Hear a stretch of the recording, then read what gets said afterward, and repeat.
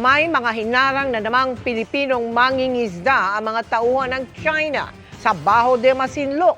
To the rescue naman ang Philippine Coast Guard. Nakatutok si Dano Tingkungko. Kami naghanap buhay lang. Bakit ganoon?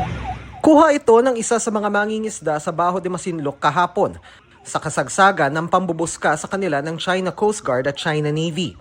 Ayon sa Philippine Coast Guard, nangyari ito tanghali bago makasampa sa fishing grounds ng Baho de Masinloc ang bangkang FFB Prince LJ.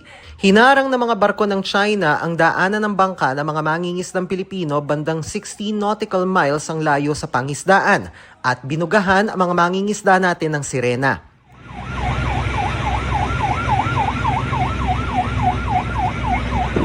According to the Filipino fishermen, their intention was to conduct a fishing expedition even before they arrived on that area.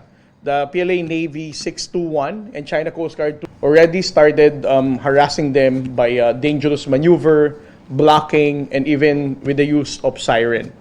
Ang BRP Cape San Agustin ng Philippine Coast Guard na nagpapatrolya sa lugar kasabay rin ang paghahanap sa isang nawawalang mangingisda noong nakaraang linggo, agad rumesponde at pinuntahan ng mga mangingisda at nirescue ang mga ito.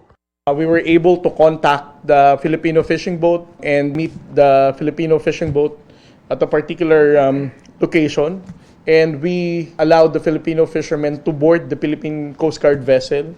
We conducted medical examinations sa ating mga mangingisdang Pilipino. We also provided them food when they boarded the Coast Guard vessel, and we also gave them fuel for them to sustain their fishing expedition. Ayon sa PCG, nangingisda pa rin sa Baho de Masinloc ang bangka ngayong araw. Nakabantay pa rin ang BRP Cape San Agustin maging ang mga barko ng Chinang nambuska sa mga mangingisda natin. Ito ang unang naitalang insidente ng panghaharas ng China sa mga Pilipino sa West Philippine Sea ngayong taon. The harassment of the Filipino fishermen in Baho de Masinloc is not new. We ended the year last year kung saan ang ating mangingisdang Pilipino naman sa Sabina Shoal was also subjected to a water cannon by the Chinese Coast Guard. Ayon sa Philippine Navy, higit dumoble ang bilang ng mga Chinese vessels sa 41 sa unang linggo ng Enero kumpara sa 20 sa unang linggo ng Disyembre.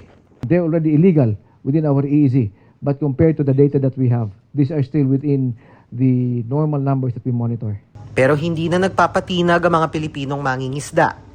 The confidence of the Filipino fishermen with the effort of the national government through the Armed Forces of the Philippines and the Philippine Coast Guard, mas napagtibay nito ang kanilang pag-asa na muling makakapangisda silang malaya sa West Philippine Sea. Our patrol plans are in place. We have escalated them compared to 2024, 2025. So an increase in our maritime domain awareness flights and patrols by sea. Should there be a need because of the possibility of increasing number of Chinese Coast Guard vessels, we would be strategically aligning our assets in the West Philippine Sea.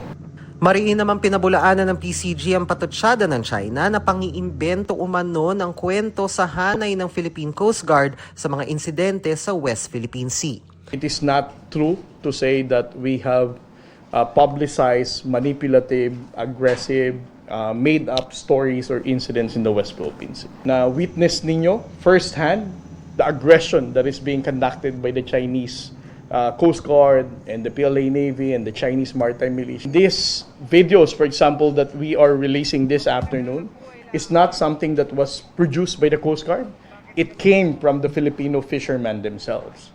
So, hindi tayo katulad ng China na sila mismo ang nag-edit ng video nila. Para sa GMA Integrated News, Dano Tingkungko, Nakatutok, 24 Oras.